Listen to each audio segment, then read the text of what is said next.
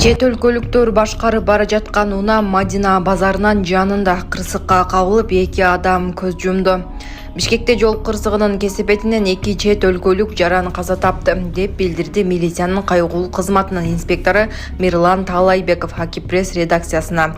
Жол кырсыгы 15 декабрда эртең менен Мадина базарынын жанында болгон. BMW унаасынын ичинде жүргүнчү Пакистандын 5 жараны болгон. Унаа 7 апрель көчөсү менен кетип бара жаткан.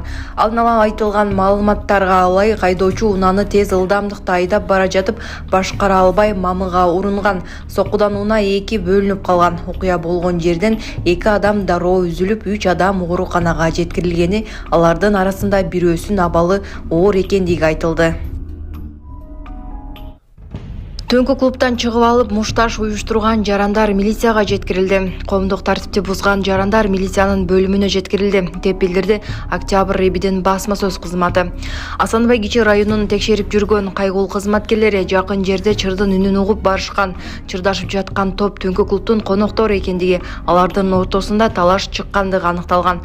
Милициянын райондук бөлүмүнө жеткирилген учурда алар бири-бирин дарегине арыз жазуудан баш тартышкан. Бирок аларга карата коомдук тартипти бузгандыгы үчүн укук коргоо органдары тарабынан Кыргыз Республикасынын укук бузуулар кодексинин 126-беренеси майда бейбаштык боюнча протокол түзүлгөн. Тартип бузгандар убактылуу камерага киргизилген.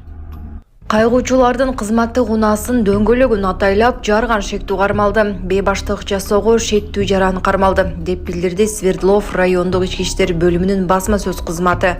2 декабрда милициянын кайгылуу кызматынын кызматкерлери чакыруу түшүп, Лебединовка айылындагы Токмок көчөсү дарегиндеги үйгө барышкан. Кийин алардын сыртта токтотулган унаасын 4 дөңгөлөгүн тең белгисиз адам тарабынан жарылганы аныкталган.